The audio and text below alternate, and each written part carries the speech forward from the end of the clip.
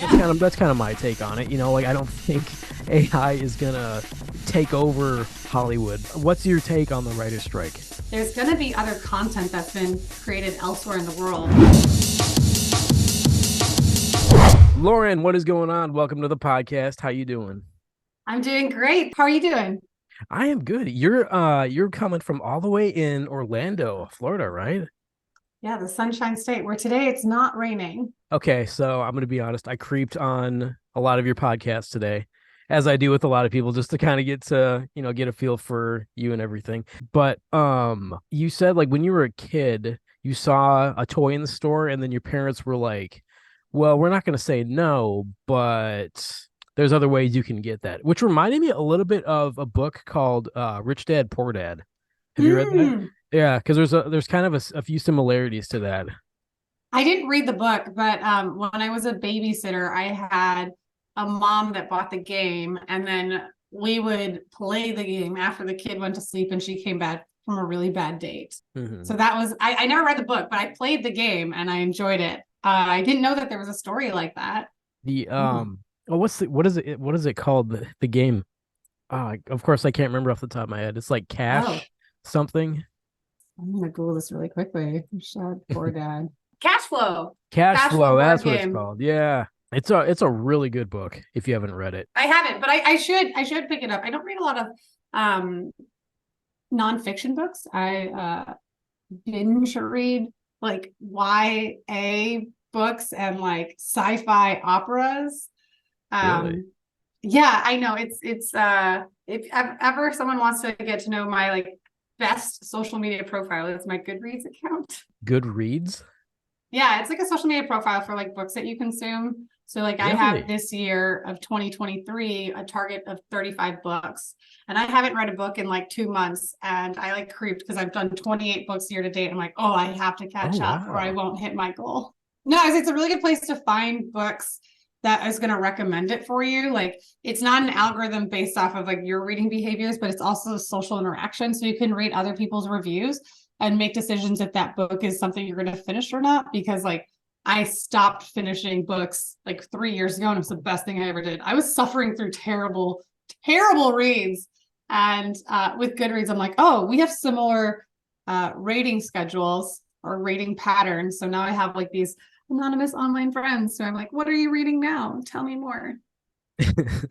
I mean, it's good to know if a book is gonna suck or not, because you see something and it's like, oh, this is an interesting premise, and then it's just Mm. you just drop it halfway. And it's 1,500 pages later. Hmm. And you're like, what? Yeah. They're not going to get together? I'm sorry. I am emotionally invested in this couple right now. We need to discuss this. My wife really likes to read like suspenseful books, and she'll finish them regardless if they're dumb or not, just to get the whole story. That's very courageous of her. Seriously, I cannot tell you. When I learned that not finishing books is a thing, I was like, great, moving on. I felt like Ariana Grande, and I was like, thank you. Next. You okay? You want to know something funny? I have a book in Yes. my possession that I bought in third grade that I still have not finished. Is it Captain Underpants? No, no, it's called 2099. Are you going to finish it in I need 2099? to. Yeah, I'm about a quarter of the way through, but it's like I've had this since 1998 and I still haven't finished it. What is wrong with me? I started reading it over the spring, Mm. but then I just dropped it again. I don't know. It's just a little bit of procrastination there. I will share my favorite procrastination story. In sixth grade, Yes. I checked out a book from the library, which was how to speed read. And I returned it late. And the librarian was like, you borrowed a book about speed reading and returned it late because it took you That's too long. awesome. Our Hmm. our librarian, her name was Mrs. Mishmash, and I'm not sure if that was her real name or not, but that's what she had on her name tag. If that's her real name, I'm incredibly impressed. But if that's not her real name, I applaud and respect her tremendously. Yeah, I don't know if it was or not, We had but a substitute teacher at my high school named Mr. Starr, and I am 99% certain that's not his real last name. And he had this character that he embodied while at the school, and it was a very unique personality type that lent to, unfortunately, a lot of like inappropriate comments that people would make about him. But there's this like rumor that someone saw him on the train in like normal attire as what they would have expected of a non-Mr. Star character. And I was like, wow, talk about switching. He's incredible. So if there's a Mr. or a Miss Star out there, Miss Mismash, the librarian, there's a Boy, brilliant that's tactic. intriguing. Yeah, what happened to him? What is he up to now? I'm not going to say how long ago I was in high school, but it would be interesting to follow up because he was one of the most memorable individuals in all of our high school careers. He really gave a lot. Like, he would teach us as a substitute teacher different words in English that in foreign languages were like swear words or very different meanings. So like apparently like Pocahontas, and I can't remember if it was like Arabic or there's some language where the word Pocahontas sounds very similar to like, I'm going to do dirty things to your mother. Yeah. Isn't that strange how it can sound just like the Sims gibberish to us, but other people, it's like, oh, you can't say that. Oh, 100%. I mean, there's this one TikTok I saw of them doing all this. And for anyone that says they can't speak Spanish, if they can speak English, they can say at least one phrase in Spanish, as long as they spell the word socks. So how do you spell the word socks? Sucks. Oh, socks like you wear on your feet. Oh, Socks. Yeah, Socks is a Spanish phrase. Oh, like it is what it is. okay. I see it.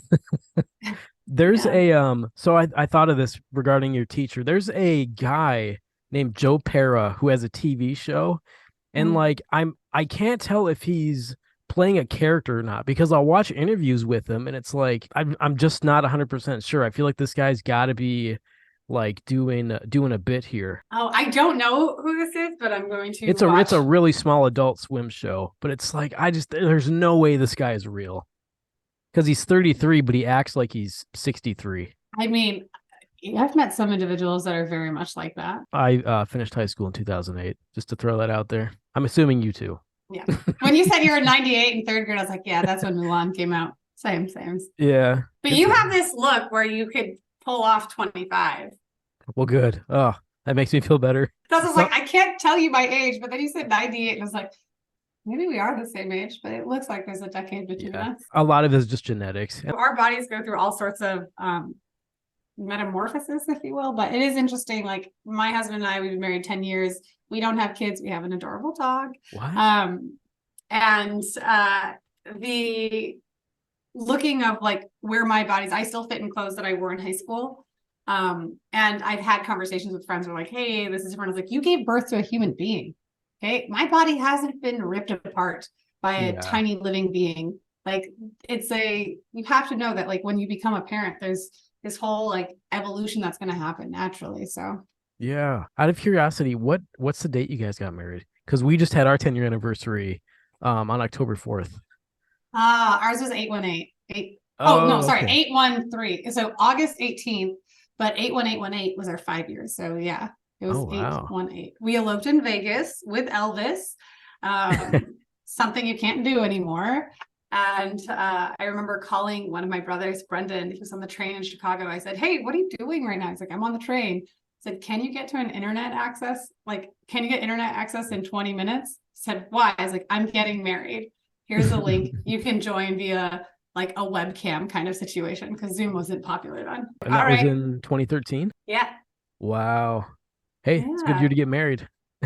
Obviously. Okay, so on your Instagram, I saw you did a comedy show. Yeah, I just started taking improv. Actually, I had my first improv level 2 class the other day.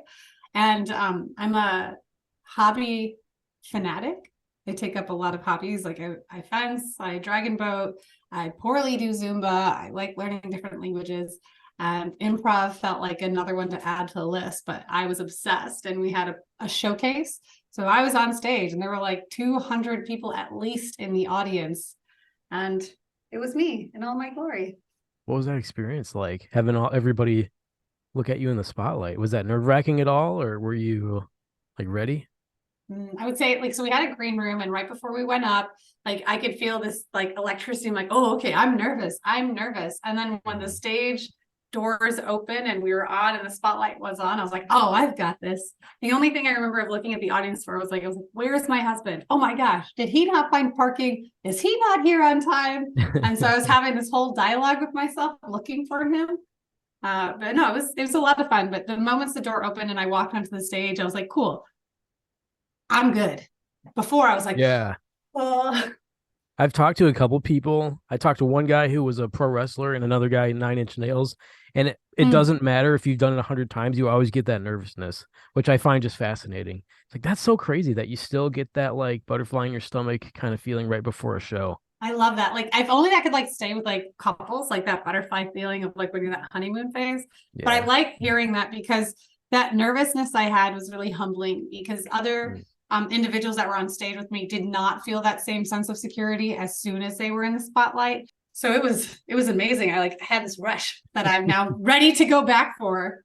Did you guys like have a couple killer jokes then in the audience? Because that's got to be a good feeling. It was great with the audience participation and like having so many people, like literally the room, there was not a row with empty seats. There were large crowds. I had 10 friends alone that had come to show up. Their participation and their laughter was just like this elevation, like this energy vibrancy that made everything amplified and more funny. Isn't that strange how you can feel certain things around certain people, but yet you don't even know them sometimes? Isn't that bizarre? Yeah, there was one person in the audience that kept referring back to diarrhea as the word that they were trying to feed into each like solicited storyline. And the entire room and the cast felt this instant connection with this individual. Like, we don't know who you are. This fascination with diarrhea, like we're here for it. We That can was feel the actually me. emotional journey. Um, okay, so kind of going back a little bit, what was the first business you had? Was that like when you were in high school? Because I mean, you're kind Well, of a serial entrepreneur from what it sounds like. fair. I would say, like you referenced earlier, like the story about how I wanted a toy and my parents essentially didn't say no. They said like yes, but not from us. So let's figure out how you're going to buy it. So I was like 5 or 6, and I went door to door selling pictures that I drew with like crayons and pencil. So I don't know if that counts, because it was like a one-off. I got the money I needed for the Barbie and said done. And would do like lemonade ventures or like my dad would buy snacks from the naval base commissary and I would resell them to my friends at a profit. So I would always do these like one-offs to pay for specific things that my parents were like, yeah, absolutely, you can get it. Just give me the money. When I was 12, I referenced earlier about babysitting. I did make my own babysitters club. I was a fantastic babysitter, so much so that like I had one of my clients hang out with me for 2 hours after their kid was asleep because they were like, "Oh, you're so fun and so engaging." Like I was like, "Yeah, I am. You're still paying, right?" And I found myself like double and triple booked or requested for booking. So I brought in my friends, and at the time I was charging $5 an hour. And so I brought in my friends. I had the parents pay me just a monthly at the end. And then I would pay my friends $4 an hour and take $1 a head Oh just for wow. doing the intro. You were doing leverage at 12? Yeah. And then I just Whoa. stopped booking myself because I was like, oh, I don't need to. I'm going to make money anyways. That's awesome. So did you okay, so like what was the first LLC or S corp you filed then? Hmm. I guess I'm wondering. Fair. It was Mongoose Media. So my digital marketing Oh agency, wow. which is 5.5 years old. That was the first LLC I filed. And I was like, oh, I'm going to put it 5 days sooner. So I was like, oh, so exciting. I've been a business owner for 5 days as of today. And then like was because you were at Disney before that, did that somehow play into the creation of Mongoose Media or not really? I went to undergrad in Los Angeles and then received my dream job 50 days before I was to start law school, which I had a full ride to Oh wow. do to get my JD and Master's of Finance for a dual degree. I thought I was going to go into estate planning and be a probate lawyer. And 50 Oh days wow. before classes started, I received my invitation to work at Disney, and it was my dream job. I was a facilitation assistant for Disney Institute, which is the business consulting arm of Disney. I then graduated into marketing and was on their in-house idea agency. And that was all amazing. I learned so much. But my job ceased to exist. So we were this team of 7. There was these massive layoffs that occurred. If you remember, people were cutting the cords to their cable. And people don't know this, but ESPN was booked into a lot of those cable packages. And at that time, there's like a 44% marketing budget that was coming from ESPN cable subscribers. So Wow. there was this like evisceration of talent from the marketing departments, this whole reshuffling of stuff. And while Disney didn't necessarily influence me creating Mongoose Media, it still was part of the origin story, if you will. Mhm. between Disney and creating my own LLC, I did have a few other marketing gigs in between, but really the antithesis, if that's the right word, what was the like tipping point for creating my own was I got fired from a job, and I was just too lazy to send out job applications. I was like, okay, I'll have the jobs come to me. And I created Mongoose Media so that I didn't have to apply for jobs. Wow.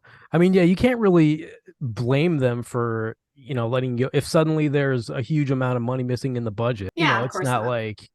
like cable's kind of dying. Although you could argue, I've even seen some people say that like something like Pluto, have you seen like what Pluto is? It's basically streaming cable. It's Yeah. kind of a hybrid of both, which I find super interesting. So I was like, yeah, I could see that existing in the future. Maybe. I don't know. I don't really Yeah. watch cable. I haven't in probably since like 2011. Fair.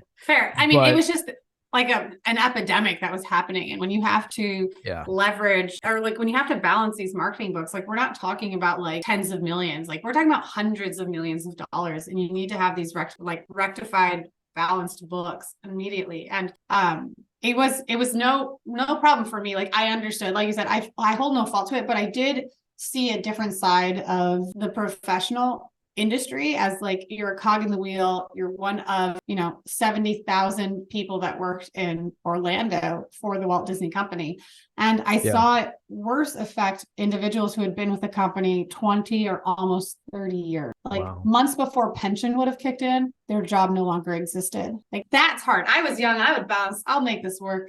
But I was still like, oh, I worked for I met my idol and I worked for the mouse. And then the mouse didn't let me down, but I just wasn't ready for it. I was like, oh, my job doesn't exist Yeah. anymore. That Well, I stinks. mean, like I'm sure Viacom, got hit too with everything. They're really pushing hard for, like Paramount Plus right now. Yeah. Yeah, But it's a reality that many, many, many, many people go through. And I went through it once and realized like I don't want to do that again, which also helped me launch into when I created Mongoose Media, I thought I'm not super driven by money. Like that's not my motivator. But if I can create jobs and I can help other families feel secure, but you bounce back. It's like one of my favorite things that my friends Claire and Kate will tell me is like, okay, now what? So what? yeah, What well, are we I mean, gonna do? things are always shifting. You remember like when Redbox came around? Oh, Redbox is gonna kill the movie industry. Oh, now Netflix. Now everybody's freaking out about AI. AI is gonna kill everything. Like, there's always gonna be something coming along that's essentially, to a sense, automation. Automation's always been around, but Yeah. that's kind of my take on it. Like I don't think AI is gonna take over Hollywood per se. It's a cool tool you can use once in a while. Yeah. But yeah, people are just losing their minds over that right now. I think so we use AI a lot. And like I was really Yeah. fortunate that like my first TV appearance for Mongoose Media, like I was in the news in Australia because of how much we've been leveraging AI like almost 4 years ago. And I look at when ChatGPT exploded, the actual usage of ChatGPT and the interweaving of AI as a tool versus just a reliant for generating content, be it image or word form, is so minimal that I'm like, what are you talking about? People are using this at such an amateur kindergarten level. We're so far away from this reality that you're envisioning. Just because you understood Gen AI, I can insert a prompt and receive text back quickly, doesn't mean you fully understand the full potential of AI. And I was like, this Yeah. isn't where we're at. And we're always going to have an appreciation for like going back to the Hollywood example. If movies were going to be the end of like color film, the end of black and white era, or the silent silver screens, or like Broadway would cease to exist. But there's so many humans on this planet that there's a diversity of ways that we're going to seek entertainment. What's your take on the writer's strike? Okay, so I lived in LA. I have friends that are very much in the industry. I think that it's really great that we live in a world where you have the freedom to strike, or like here in the US and in a lot of places in the US, you have that ability to. And I think it's a supply and demand absolutely scenario where, if someone is feeling that they need additional whatever, absolutely, like it's great.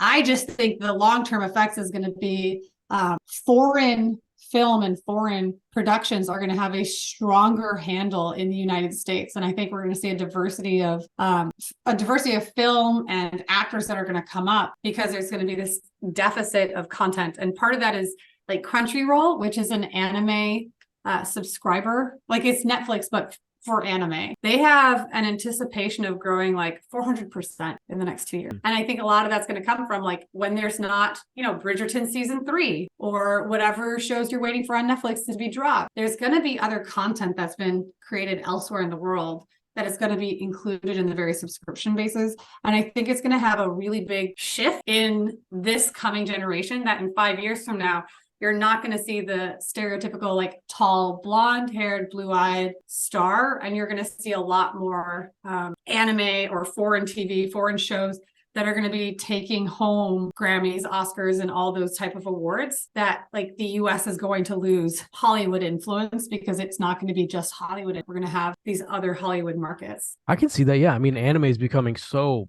popular right now, especially with people, I work with or family members. They're just really into this one series and they have to show me and explain all the characters and everything. I'm just like, that's cool, man. I saw Pokemon when I was 8. That's all I know about it. When search engines first became a thing, there was a freak out that libraries were going to be like obsolete. Do you remember that? I have a library book on my phone right now. There you go. What is it? It's Where the Deer and the Antelope Play by Nick Offerman. It's for my book club. Oh, okay. It wasn't a book I would have chosen on my Goodreads, but I mean, it's a nonfiction book.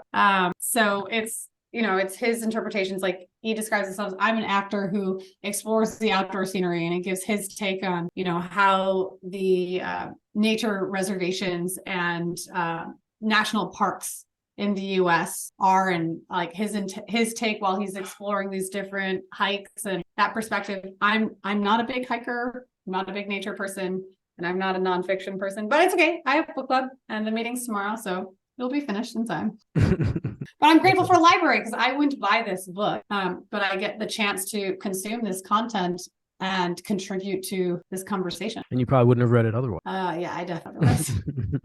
What were we talking about before? The SAG strike, right? Yeah, and then you're saying like how there's the library and that was the thought I lost. But yeah, there's always going to be an initial panic. I don't know. I'd be curious to see what the actual like negotiations are, like as far as contracts go, like what's actually being offered. That would be really interesting. Maybe there'll be a Netflix special, like the Amber stories or, all those pieces to go into details. I think that would be really interesting. And I think the media is like skewing different sides, of course, because it's what's selling. And like, hey, what are all perspectives of parties involved? Because it's really easy to make a villain of the big film industries and the CEOs that are pocketing all this money. But it would be interesting to see it from like, how does that money get dispersed, or what else does that fund? Because there's always more to the story. And I'm not saying like I'm on the side of either. I'm on the side of like gathering more information because I'm not personally involved on either side of this, but I know there's so much more we're not privy to. You're all about the data.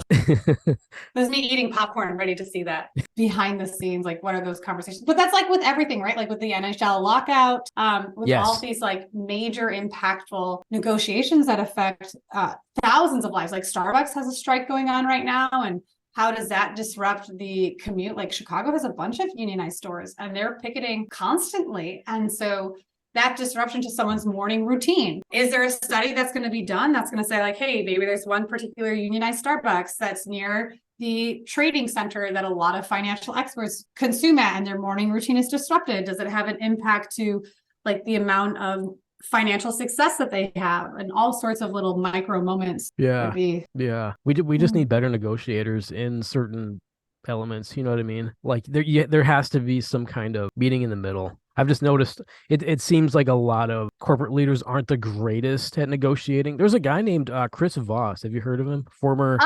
Yes. I listened to that book. It was fantastic. Yeah, he's awesome. I love that guy. Yeah, like he was a hostage negotiator. Yeah. And it made me think while I was consuming that content that like we in our American education system, at least what I've been exposed to, is we don't have listening skills as classes, and we don't have negotiation skills. And I think they're like core things that we need to learn because, we negotiate our first car and we go in unprepared. You negotiate also, how much money am I going to charge my babysitters? How much money am I going to keep? Like there's constant negotiations, and we miss that opportunity in the classroom. But I think part of his book, when Chris Voss was talking about like it's listening and understanding what the other side actually wants to get out of this, and having that leverage so that what they want may not be the same thing as what you want. Therefore, you can both coexist as happy individuals and walk away winning. It's just we don't have critical listening skills. Like we do critical reading, critical thinking, but we never do critical listening and see if we're actually picking up what the other person is putting down. Yeah. Tactical empathy is the thing he always brings up, right? Tactical empathy. Yeah. Yeah. Shout out Chris Voss. I've tried to get him on the podcast before, but he was busy. Oh, hey, Chris, you have big fans. Okay. Like I know, right? Don't hold, don't hold Clint's fans waiting. We don't want to be hostage to I know, right? your delayed appearance. Unintended. Yeah. So, okay, kind of going back to Mongoose Media. Oh, how'd you come up with the name? Do you know that all meerkats are actually mongoose? I didn't know that, really. Yeah. So like if you watch The Lion King, there's a really famous mongoose in there and he does the hula. But I actually wanted to call the company Goldilocks Marketing because I'm blonde with curly hair and I thought we'd give the marketing campaigns that are just right for your business needs. But my brother was like, that's a terrible idea. You need an alliteration and you need to think of a single word. And he's like, you know what?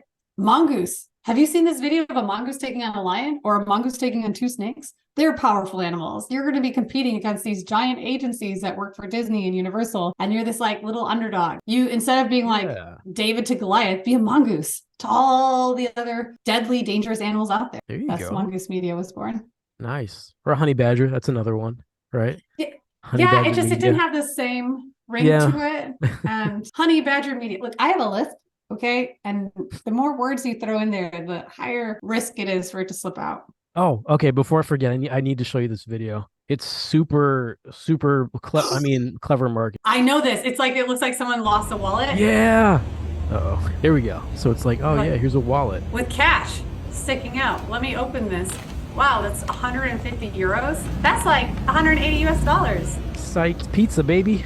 But I've never forgot that TikTok ever. I saved it and I was like, that is really smart. Yeah. I mean, those kind of campaigns, like regardless of whether you're using AI or like you're freaking out because of the next marketing guru that tells you this is going to change everything, like fine, tactics can change. Foundationally, the principles won't.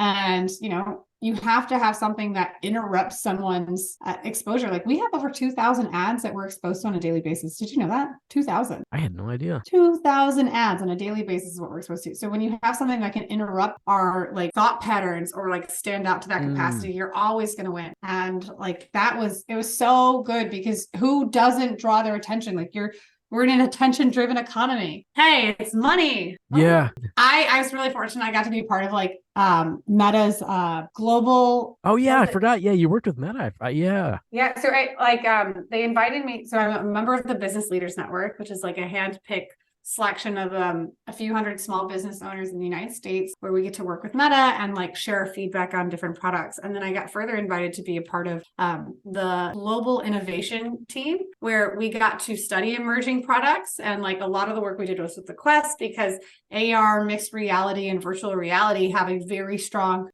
potential of supporting your brand as a small business now and in the future, of course. And I was invited to the table to like have conversations of if Meta is going to be developing a virtual reality with the Quest or mixed reality with filters, how might we be mindful of small business owners? Because if they don't adapt to it or adopt to it, or if they somehow feel like it's not serving their customers, it's not going to be taken on. So like I am obsessed with the Quest. I do Lizzo on Beat Saber and I am ranked. Are you really? Yes. Like I've been featured in Forbes. I've been on like some really cool things that I've achieved in my life. I've got like a silver medal at a world's figure skating competition. I played soccer at the highest level in college. But what really is impressive to me is that I am ranked on Lizzo's Beat Saber. Naturally. You number one? No, I mean, hold on. That's Let's okay. not be ridiculous. As long as you're ranked, right? Oh, yeah. No, I have a really good number, but it's not one. So now I'm like, okay. I think my favorite marketing campaign was it was with Doritos. You would hold up the bag to your webcam and you'd get like a little concert. I'm pretty sure it was like Blink-182 did it. Hold on. I got to look this up now. Yeah. Go ahead. No, I say like those activations are 100% of like small businesses that take advantage of it. Like the post office, imagine if you like have a package and you have a QR code and you're like, what is in this? This package looks really cool. You can see the product on the light. Disney Springs, our downtown Disney in Orlando, they have the ability to QR code any of the Lego boxes and you can see the size and interact with the product in front of you without opening the box. Yeah, I love that kind of stuff. Yeah. It's becoming so common now too. But so this is what it was. You'd hold up your bag and then you got this little mini concert and they performed an entire song, Wow. which I thought was So pretty cool. cool. Yeah, you get your own little mini concert right there in the comfort of your own home.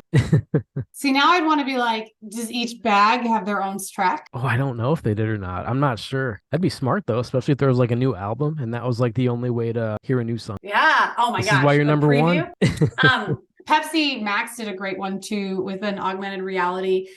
They had it with bus stops where they had if someone interacted with it, it would come out and have this like 3D experience. So people would like hold up their phones, like scan this, and then Oh they would wow. freak out because it looked like a tiger was attacking them Wow. from the bus stop, and you just see, "Wah!" That kind of reminds me of that.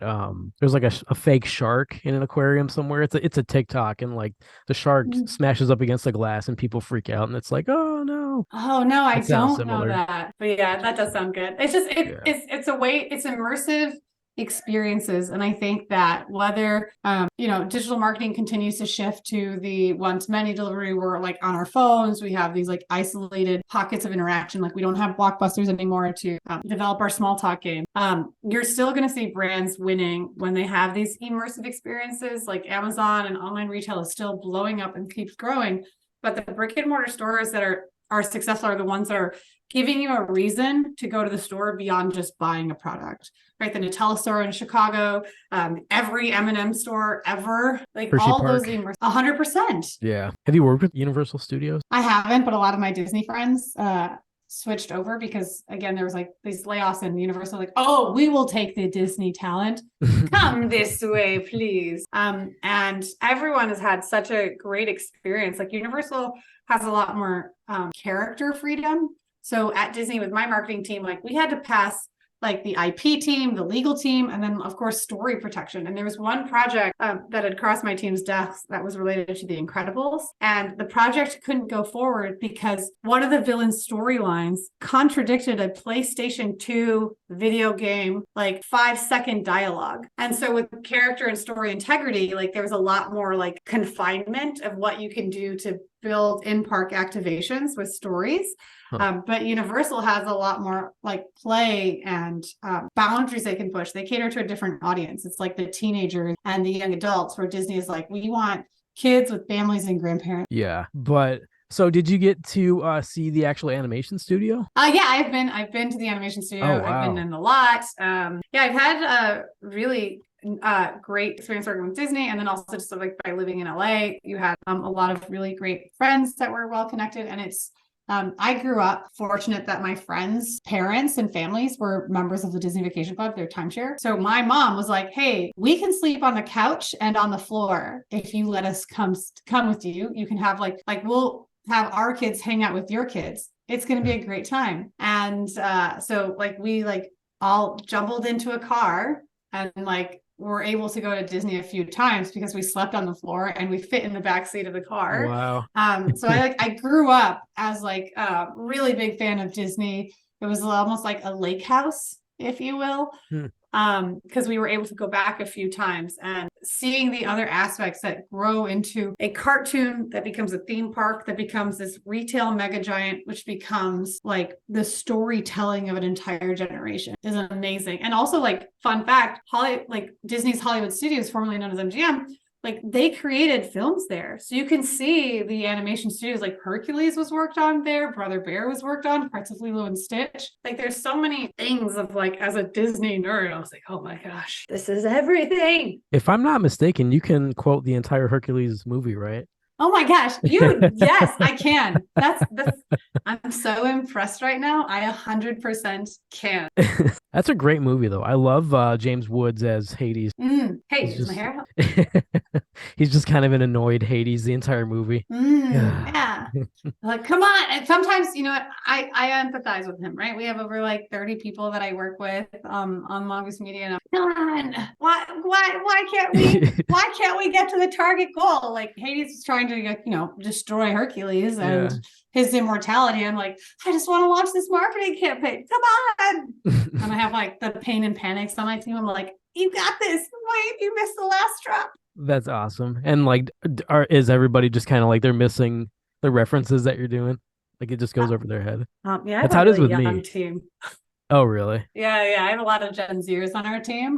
But like Oh, I also okay. have several adults that are even older than I am. But yeah, I'm like Those a young party of kids. one. Back in my day, we had MySpace. Oh, yeah, they don't even understand what it is. Oh, are you serious? Oh Don't get me no. started on references where they're like, I don't know what you're talking about. Like, we'll have those at least once a month, like something major, like what?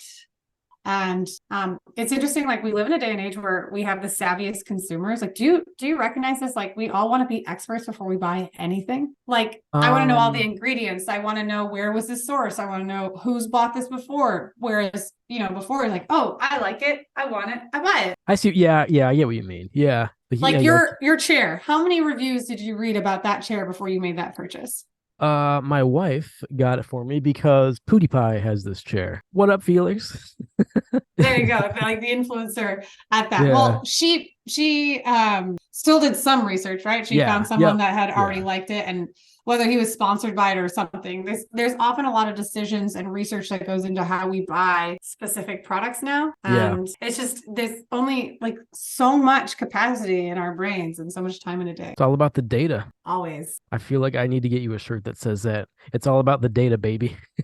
I mean, I would 100% where you don't understand. Like I had a call today with a client and we were saying he was discussing like assumptions that he had and like, this is what I'm guessing. I was like, look, I believe in your heart that what you think you're saying is true and it could be true, but I'm just telling you straight up, I'm going to defer to the data and whatever the data tells me. You have to, because I mean that's why I cut out doing intros on the show because most of you skip around and I can see that. Like the first 30 seconds, my views just drop and then it's just scattered all over the place. So I'm like, well, even though my intros are a minute, I'm just gonna get rid of them. You just gotta adapt and pivot and hedge. Today, my friend Amara had brought up something. So I'm a coach in Digital Marketers M3 program and was like, someone is trying to claim that hashtags are dead. Like they're fighting What? tooth and nail to say hashtags are dead. Instagram SEO is in. And I was like, are you ready for this? Because I was like, let me tell you all the reasons why I disagree with this wholeheartedly. Yes, hashtags are not going to boost your visibility as much as they had in the past. The platform's evolved, the consumer, the user has evolved. But I was like, can you just open up your Instagram app for me really quickly? Type in the search bar anything. And when you get to that search discovery page, what's that fourth panel? What's that fourth whole menu option? Oh, tags. Oh, weird. A whole dedicated page on Instagram related to tags. Who are you trying to say that these are dead? Like, I was like, oh my gosh, check your stats. Like, you can't think that that much real estate on an application that gets billions of visitors a day Yeah. is going to like 86 an element of the platform that still has its own menu catalog. You know what you should have done? You should have hashtagged the word dead and then shown them that.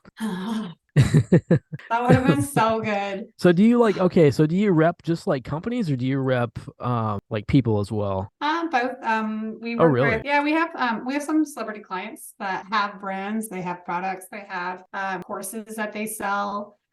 We don't do we don't do exclusively like high like A-list celebrity stuff. We do the productization because if someone's at a level where they're like, they're earning 100 million or 20 million to 100 million dollars a year as an individual from their celebrity brand, they've got an entire Like The Rock or whoever. 100%. That's Yeah. exactly who I I think was he's doing thinking okay. of. I mean, I wouldn't be mad to be. His mom apparently lives like 10 minutes away from me. Apparently, this is like word on the street that they've seen her out and about at the bars my friends attend. I'm like, that's so cool. I bet she's super nice. I can't imagine anyone. His sister and like his niece have done some stuff that has come across it just seems like a family that has stayed rooted in who are the important people in their lives. And that's hard in Hollywood when you have so much I can opportunity like imagine. humans near you. Yeah. I mean, he was popular when I liked wrestling back in the day with him and Stone Cold and all those guys. That's when I was all about it. No way. Did you dress up as a wrestler for Halloween? I did. I was Bill Goldberg one year. I have Pictures or pictures it's of. not true. Oh, I don't. They're at my parents' house, but no, they're out there. I should post it this year for Halloween. 100%. What What is about your you? best? Oh, I never dressed up as a wrestler. But I'll be really. I dressed up as Princess Jasmine, and I wore her wedding Okay. dress and another one. But in real life, I have pink glasses usually, and I've been often told I look like a real life honey lemon because I'm always in heels, and I tend to get really nerdy, especially about data. Are you So I'm super like, tall? yes. Well, I'm an optical illusion. Okay, Clint. I tell everyone I'm an instant ego boost. because as the shortest member of my family, I have suffered from the what happened? Who is my real father? My dad was 6'8.5". Okay. Oh, wow. And I'm 5'8.5", but I look like I'm 5'11", 6'1". Okay. I'm often in heels and I'm like 80% legs. So on Zoom, I look like I'm 5'0". In real life, they're like, whoa, what happened? And then when I take off my shoes and I stand side by side next to someone in a mirror, I'm like, you are taller than me. They're like, no way, no way. And then I show them and they're like, oh, I'm taller than Lauren. My life is so much better. I'm like, you're welcome. I briefly worked with a guy named Corey. Shout out Corey, who was 7'3", and just to be around somebody that big is just it's almost like if you see something really big in the distance, but yet it's really far away. It almost feels like that. I mean, just a giant human being. And he was super nice guy. I think he's a firefighter now. Well, I mean, I bet he's saving a lot of cats. Yeah, but helping them out of the tree. Like, here you go. Yeah.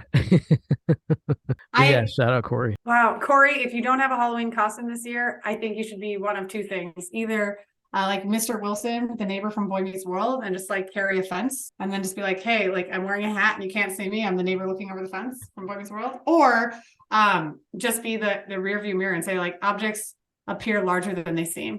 There you go. And then just walk around with it. That's perfect. Oh, I think we just found it. Yeah. 100%.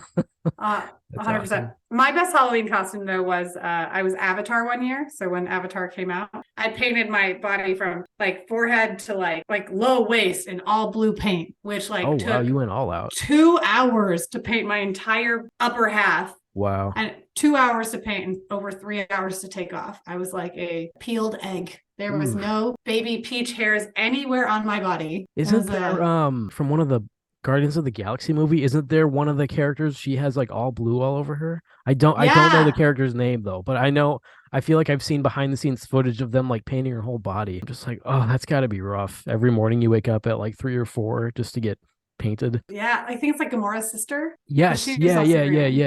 Do you know who that actress is? I don't. Do you? She was in Jumanji with Dwayne The Rock Johnson. She's the redhead. Hold on. I got to look this up. I'm wrong. This is going to be epic. Karen Gillan? Jillian?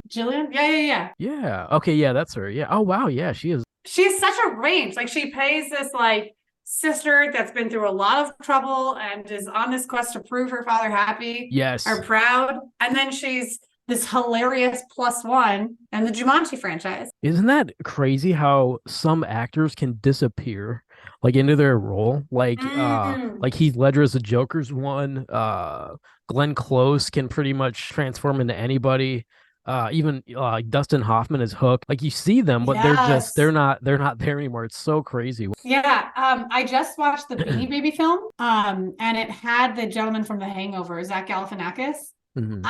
I couldn't see the guy from The Hangover anywhere in that, but his his co-star was also in Billions. And so I could see her Billions character also inside of her Beanie Baby character. And I was just like, wow, it's so different when you're like expecting someone from The Hangover and you're like, where is he? Yeah. There's got to be a word for that. Like, I don't know, besides transform. Yeah. It's a sign you're a great actor though. Yeah, when you can do that, whatever that is just amazing. Are you SAG-AFTRA by chance? No, I'm not. Okay. My acting credits include like I took an acting class last year because it was a hobby thing, and I've done stuff when I was little, but like everyone does that stuff. But I was in a play earlier this year. I went to one audition. I got cast. I'm 1 for 1. I don't want to mess up that ratio because I'm like been there, done that. But it's interesting. In my improv class, it's mostly actors and they're expanding their craft. Yeah. And they're like, I'm an actor, I'm an actress, I'm an actor, I'm an actor. And I'm like, I'm in marketing. Do they get irritated at all or not really? No, well, in this last class, this is level 2. I was like, well, like I don't see myself being an actor, but like one day I want to do stand up and they're like, okay, you vibe, like you're good, you fit. You're approved. I'm like, oh. Are you working on any scripts or anything? Just for Asian Beauty Essentials YouTube. Oh, right. Yeah, we need to talk about that. Yeah. How did you come about that? Long story, short story. Which one do you want? Can we get a medium? A medium story. In my tour to hobbies, I was taking Korean class $1 an hour. And I was like, sure, I don't know anything about Korea, but $1 an hour meets my dollar to fund ratio as well. And so I went to this Korean class. I was surrounded by all of these Spanish speakers. And I was like, what is this world? Like, you think anime fans get really excited when they're telling you about these shows? They may have one show they're hooked into. This entire class, like, these women were listing 50, 60 different shows that they're super into, all these K-pop bands that they're following. And I was like, wow, this is like fanaticism. And I thought, you know, during the pandemic, what else are you going to do? Let's start a company. Want to, you know, try my hand at it. We had like really helped a lot of e-commerce brands become millionaires and other, you know, business owners, like, my turn. And then I was like grossly awoken to how hard it is to run and operate your own e-commerce brand fully from scratch. I believe Elon Musk says it's like chewing glass and staring into the abyss. Okay, I wouldn't be that aggressive. I would think it's just that it's like you're watching this, you're listening to Baby Shark on repeat, and there are no children around you to justify it. Are you locked in a room as well? No, there's space to go, but you have speakers in every room you go to. So you keep turning, and it's like nonstop Baby Shark. That's rough. There are worse things in life. And, you know, like, it's like the #1 YouTube video song ever. So, well, I mean, you could either work for somebody else or work for yourself, right? Yeah. Like, it's still my playlist. It's just the playlist only has Baby Shark. Do you actually have a playlist on Spotify? I have a couple actually that I go to. Yeah, I switched over to YouTube Music. I found the algorithm to be much stronger in recommendations. I found like Spotify, it kept pushing me into specific genre boxes. And so like I listen to a lot of like rap and hip hop, classical music. Sometimes I'll throw in like Gaelic songs because why not? I listen to a lot of Italian, Chinese, French pop. Like my genres are all over the place. And YouTube Music, I felt like, oh, it recognizes that some days I'm feeling something different. Yeah. What kind of hip hop do you like? I love Chance the Rapper, Lil Wayne. Like I wrote to Lil Wayne when he was in Rikers prison because I thought he had made such an impact to my life with his lyrics. Oh wow. Yeah. Like, I don't know, I like A$AP Rocky. Like there's a few tracks. Definitely will default to like 90s and 2000 hip hops because that's just what I grew up on. And so like can't not like Tupac. Yeah, I recently had a coworker of mine tell me that Ice Cube is for old people, and I was like, "What do you mean?" She's like, "That's like what older people listen to nowadays." I was just like, "Oh no, what is this feeling in my body? What? I've never heard that before." But I don't know. I've heard of like, and I might have said like, "Oh, Ice-T." What? No, I'm into Ice Cube. Like Ice-T is on CSI. I don't know him for his music. And so I wonder if that's like the people I offended, the equivalent. Oh, maybe now it's us. Now it's our turn. Now we're up next. Yeah. So it's going to be, instead of Ice-T, there's Ice Cube. The next person that's going to get lit up is going to be Ice. I'm like, I don't know who that is. Ice Spice. Oh, yeah. Oh, there you go. See, Ice Spice will be irrelevant in 15 years. And someone will be like, who's Ice Spice? And then Ice Cube and Ice-T will be like, welcome to the club. And then Vanilla Ice isn't allowed in the club. No.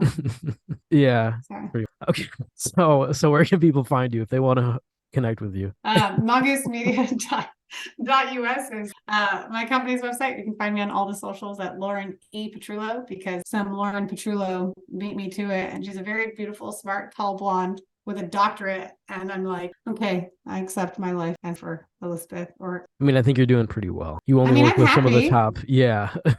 I think you're doing all right. But yeah, you guys can check her out. Instagram. Are you on Twitter? I would say, like, for me, it's just like Twitter has been mean. Like I've like been in some conversation. That got low. Where did this come from? Yeah, I don't even, whether it's YouTube, Twitter, or whatever, I just banned. I don't interact, just click ban. Even people in real life, if I don't like them, I'll just point at them and say banned and walk away. No, you don't. Oh my gosh. In Taiwan, we were playing Truth or Dare, so I really like games, and so I'll play a lot of games in person. And like, even though I don't drink, I will be the person that will instigate. So we'll play these games, and I was like, "Oh, let me introduce new foreign friends to Never Have I Ever and Truth or Dare the American Way." And I was given a dare that was the hardest dare of my life, and I had to go up to people in the bar and tell them their number and without contact. So like I'd be like, "Chi," and like I would just say it in Chinese, and then I'd have to walk away. And it was the worst thing I can recall feeling of doing to undeserved strangers. Oh, I hate it. Yeah. So banned feels like aftershocks of that. Like they should have all hit banned back. Banned. To me. You're banned. Yes. It's a little bit like shunning, I guess. Yeah. Ring a bell. in a Shame. way. Perfect. I think we covered it, right? Okay. Okay. Anyways, if you guys want to reach out to Lauren, you guys can hit her up on all the socials, Twitter, only if you're gonna be nice, and then Mongoose Media. .us. Mongoose Media.us. All right, thank you so much for coming on. See ya.